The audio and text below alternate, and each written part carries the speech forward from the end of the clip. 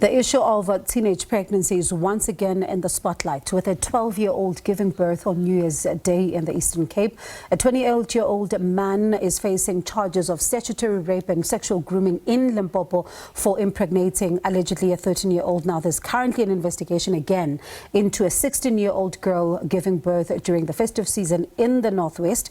Let's discuss this further now. We have on the line with us the Minister of Women, Children and People living with Disabilities, and that is Minister Sindisiwe Chikunga. We have Mbha, who's a social activist, and Nonhlanhla Mthembu in studio with us, who's the founder of Women in Progress. Good evening to you all. Let me thank you for your time. Minister, I'm going to start with you. Compliments of the season to you all. How do you react to news that once again South Africa has mothers who are now as young as 12? A compliment of the season to you two and to all of the listeners and viewers. Indeed, teenage pregnancy as well as underage pregnancy is one of the most pressing challenges that we are facing as a society, particularly in South Africa. What is deeply concerning is that we may be referring to teenage pregnancy, but we have underage pregnancy, which is children who are between 10 and 14 years who are becoming mothers and giving birth to children. This actually is a crisis because it does jeopardize their future, but it also perpetuates the cycle of poverty as well as the inequality that we are trying to address as a country. And Titi, let me bring you in here because one, also looks at, yes, these are girls. We talk about them. They fell pregnant and gave birth when they are young, but they are men and boys who are impregnating these girls. In some of the cases, we are finding that the fathers, they themselves are underage. How do you react to all of this? Well, on behalf of the Amatama Brotherhood Circle, good evening to all your viewers. It is quite shocking for us to be able to, try and comprehend what's going on. And we, are always trying to encourage a society of good men and boys in South Africa. And, this really takes us backwards in terms of our efforts. And I think it's time that we involve the government and corporate in terms of, creating programs and workshops that really deal with issues that affect men and boys, because we cannot afford to have such, instances and turn a blind eye towards them. We need to really be intentional about our programs and workshops that deal with the issues that affect men and boys, because at the end of the day, the perpetrators of gender-based violence are men. And Nonhlanhla, you know this too well. Before you even founded the Women in Progress, you yourself were a teenage mother at some stage. Let's talk about that experience for you. What was it like? Before I get to that, thank you so much for this opportunity, and Happy New Year to our viewers at SABC. I want to say to Mbha, their work is not in vain. There is definitely something that they are doing, and I appreciate organizations like his because it has now changed the message. You see, I want to go back to the minister saying this is a crisis. This was a crisis 31 years ago when I had my son at 15, but it wasn't in the news. This girl who gave birth at 12 is not the only one who gave birth this year. It's only that the other ones were not recorded. This one, we only got to know about it because somehow it's news to give birth on Christmas. And I'm saying here, we have a society that is failing us. We are failing ourselves. Where are the neighbors of this little girl? Where are the parents, the family members of this little girl who for 9 months was pregnant and living the life, I don't know what life she lived. I'll go back to mine. With me, I had to hide. My grandma had to move me from one province to another because the community was embarrassed. So you see, as little girls, we then have to deal with an embarrassed community, with an embarrassed government, with embarrassed political parties. But then somebody needed to say to me at that time, this is not going to describe the woman that you are. Hence, Woman in Progress was birth. Because at 14, remember this girl who just gave birth at 12, actually started engaging maybe at 10 or 11. And it's organizations like Mbha's organizations that will say to boys, that will say to young men, take responsibility. Because with me, it was only a battle on Nonhlanhla. Nonhlanhla was the one who had shamed the society, not the boy I had sex with. Nothing was said about him. And I lived to defend myself, to regain my confidence, and go back to school with a society that kept on saying, you are an embarrassment. What are we doing as parents today? Sure. What are we doing? Nonhlanhla, you're raising an important point, which I'm going to circle back to TT, because you, as you say, had to carry the shame alone. And right now, this 12-year-old girl is being spoken about. We know the father is 17, but not a lot is being said about the father. And Minister, I'd like to go back to a point that, you know, we've been making this week as well, and Nonhlanhla just raised it again now, is that yes, this 12-year-old, for example, is known because she gave birth on New Year's Eve, right? And then on the 13-year-old in Limpopo, we know her because she gave birth on Christmas Day. The 16-year-olds that are in KwaZulu-Natal, we know them because they gave birth on New Year's Eve. The 16-year-old in the Northwest who fell pregnant, and this is her second child now at 16, we know her because the premier went to that hospital. The 15-year-old in Mpumalanga, we know of them because we've covered these stories. Is enough being done to tally the ones that are not being told of on social media or even in the media? Because that's where also a part of the problem is. In fact, in 2024, about 1,200 plus girls aged between 10 and 14 gave birth to children. So the statistic is there, it is available because the Department of Health has to record this. However, what is not happening is that because those are nothing but statutory rape cases, then they don't get reported in terms of the law, because those must be reported to police. Remember, there is even a child for that matter, whether that child is alive or not, but there's already a child, and therefore it is easy to link the father and the child, and therefore open a case that can stand the test of time in the court, which is a statutory rape case. Now, in this case, for instance, the Premier of Limpopo has done the right thing, which all other institutions should be doing. They should be reporting. What we check, what we hear from the health professionals is that sometimes when they open these cases, families themselves, they withdraw them. And that is why I believe that we need to look at the legislation, particularly the Sexual Offences and Related Matters Act, to see whether there are any loopholes in that a family can actually withdraw such a case. As far as I'm concerned, they should not be able to do that. As a matter of fact, when the family is trying to hide that, she too or the family should also be charged in court for preventing the law from taking its course.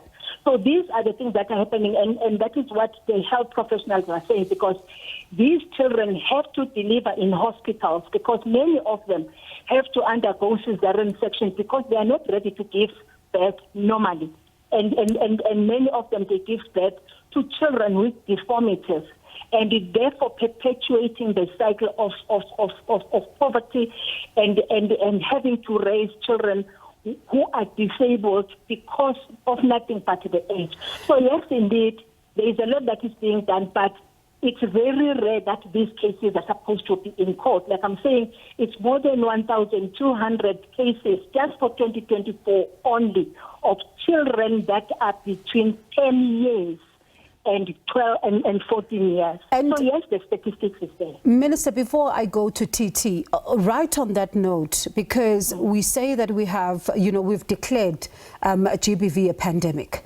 Should it not be a national crisis that also is receiving urgent attention? Because if we now are even stuck, for example, with some of these cases and the stats are there, but there's nobody being held and being behind bars.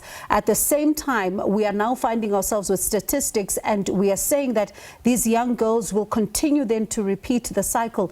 Is it not something that should be declared a national crisis?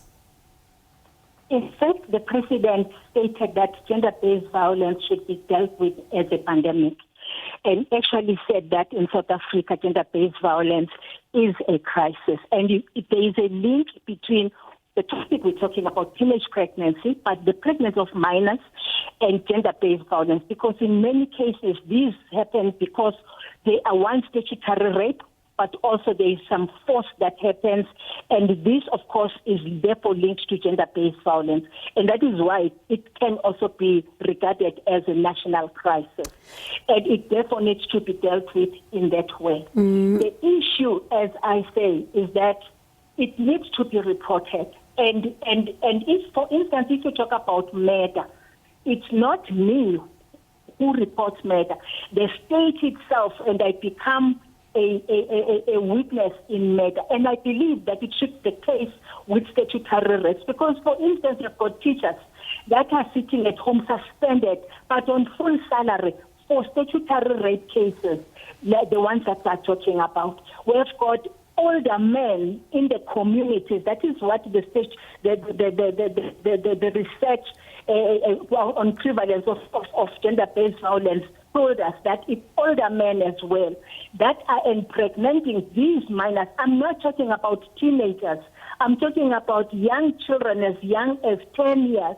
And I think, as one of the participants here have said, that when they give birth to a child at 11 years, at 10 years, it means that this child has actually been engaging in sexual activities before that.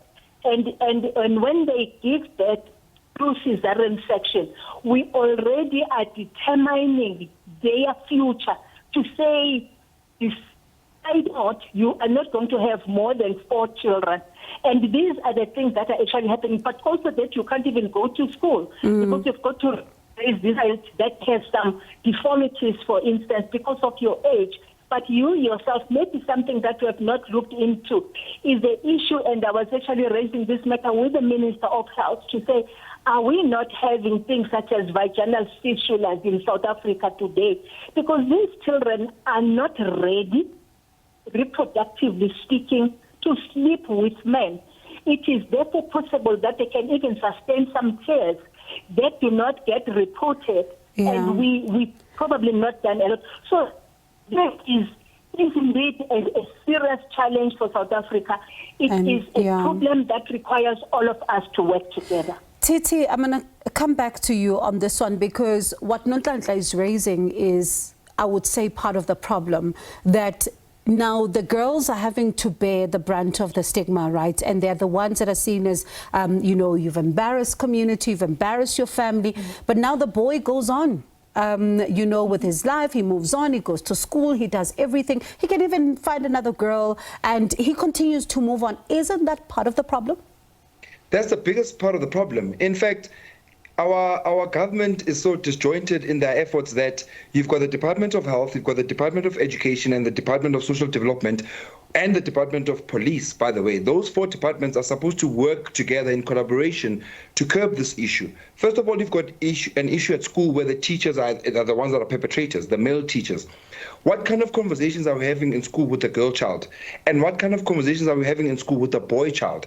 Who ends up actually being the potential perpetrator of gender-based violence and femicide, because they don't understand one significant importance in the terms of what happens to the girl child when they go through period pains. And that's why we as a men's network always teach men about understanding the importance of menstruation. Having that honest conversation with the boy child about what happens to the girl child, so they don't have to abscond from school every time they go through period pains. These are things that are basic, and our biggest struggle amongst many other men's forums and networks that try to put together programs that focus on men and boy child is the fact that we don't get enough funding from government, we don't get enough funding from corporate, and as a result we are unable to actually deal with the root cause, which is really about how do we make sure that we prevent the boy child from being a bully at school. And how do we prevent that very same teacher who's supposed to be a protector and a father figure at school from being a perpetrator? It's about really going back to the family unit and really going back to the basics. And Titi, that very bully at school will then become a bully later on in life, even as a husband, even as a father, will continue this cycle. Absolutely. And that's why we keep saying you cannot afford to have broken men raising broken boys. Because at the end of the day, we're trying to build a society of good men, and these boys must have good role models to look up to. And if we can't do that ourselves, then we are failing ourselves, in fact, and we are failing our generations to come. Nonhlanhla, you're nodding through most of this conversation, yes. And I suppose for you, it speaks a lot to the work that you are doing as well in order to try and, get the young girls also not to stay down even after they've fallen pregnant. Yes, and that brings me to 2 points that I want to raise. And the first one is a challenge to the minister. I'd like to challenge her. Let us not discuss these stats once a year. Let them make available these stats to organizations like mine and TT's so that we are able to know who and where to tackle the problem. Because what we are sitting here is TT working and trying to rally men together to come and help boys, but those boys are not known. We don't know about them. If they have those stats and they make them available and they work hand in hand with us, then we are able to do this. It hurts me to know how many cases I've had to let go because I am not getting the support of the social services. When you go to schools, they give you a class full of girls. I think it was 3 years into doing this when I stopped and I said, Principal, I'd like to have both girls and boys because it does not help for me to just speak to girls, right? And when I do that and then get to a point where the school then identifies girls who need that one-on-one courage to say, you know what, this is not the end of the world. Yes, you'll have to put in more hours than the other children because when you get home, you need to first tend to your child and then do your homeworks. But then again, let the society not shun you down. You can still come out. You can still continue and finish school. But then you get to a point where I need the social department to help me in doing this because most families, they don't want you to penetrate such things. It's family issues. It's a family matter. You can't. As much as the government is able to give our kids rights at schools, let them also, likewise, give the teachers, the guardians, give organizations like TT's ones the mandate to be able to handle these cases. Because the reason why we have cases not seeing the end of life is because many families back down. But we are here as activists to say we will fight for these girls. We will fight for them in court if needs be. We just need to get the help and that assistance from the government to say, how do we do it? Before I go to the minister to respond to your challenge, but is also the part of the big problem, is it not also the fact that the families are seeing it as a family issue, particularly where a child has been violated by an older man? Exactly, that is true. Hence, I'm saying, if the government is able to penetrate in schools and put laws and regulations in schools, they need to do the same thing with families. In a case where a child has been, I don't even want to mention all of these things because it's sad what's happening to these little girls. Some of them are even impregnated by their uncles. So when a family backs down, we need to have somebody protecting these children. And we are here as activists to do that, but the government's failing us. Minister, how do you respond to that challenge? I agree fully with Nonhlanhla to say we need to work together and see where we need to strengthen, whether it's legislation or policies or whatever, or regulations. We need to look at that because, as a matter of fact, it cannot be government alone or civil society alone or even families alone that can actually deal with the scourge. It's all of us working together and supporting one another. Where government cannot intervene, the civil society should be able to do that.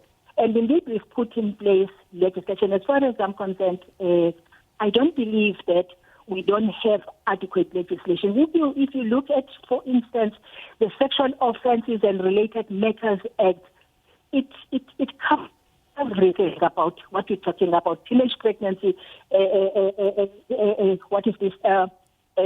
Statutory rape and so on. It covers everything. As a matter of fact, it says anyone who thinks, even suspect, that there is statutory rape that is happening, you've got to report it. For as long as you are doing it in good faith, then that matter must be attended to and be excluded, whether it's happening or not happening. But it's not done. If you look at the study on gender-based violence and femicide, cases get reported, it's only 2% that get reported. That's what the study indicated. And only 4% of victims of gender-based violence seek medical aid. And that also includes these young children who fall pregnant and only go to sometimes they don't even attend the antenatal clinic because they are afraid of being ridiculed by the nurses and so on and so forth. But of course, I agree fully that it cannot be one sector being responsible for this.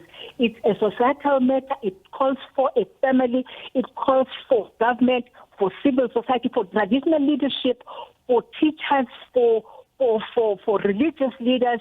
These children, they go to churches every Sunday. They fall pregnant going to church because it's only material that is messy that is spoken about, but not the reality of what should happen. Many of them, they commit suicide, and that is one other sketch that we are realizing. Young children killing themselves, maybe because they are pregnant or for whatever other reasons. But they do that coming from church, and that is why it's everyone's responsibility. And I agree fully that government has to lead and has to coordinate and has to empower all the structures. And I think that is what we are trying to do. And Titi, I'm going to give you the parting shot here. It's going to be important because this also speaks to what you've raised, not working in silos, ensuring that everybody is at the table, because that is going to actually help the problem being dealt with in all aspects. Here's my parting shot. Government, corporate, please engage with us. We are here to try solve the problem, be a solution to the problem. You are telling us that every 63 seconds a woman and child are a victim of gender-based violence and femicide, and the biggest perpetrators are men. So why aren't you supporting programs that are focusing on the wellness of men, for us to fix these men, for us to fix these boys? This whole notion of having 16 days of activism for me is really a waste of time, because we should be having every day as a day of activism against gender-based violence and femicide, because women and children are getting killed, raped on every single day. So we need to have solutions that we can relate to on a daily basis and not just wait for 16 days of activism. Let me thank you all for your time, and it's evident from what all three of you are saying that this is a conversation that shouldn't just be happening during the festive season, and there's a lot of work that needs to be done on the ground as well in order to try and deal with this. But let me thank you all for your time. That was the Minister of Women, Children and Persons Living with Disabilities, Sindisiwe Chikunga, Mbha, a social activist, and in studio Nonhlanhla Mthembu, who's the founder of Women in Progress.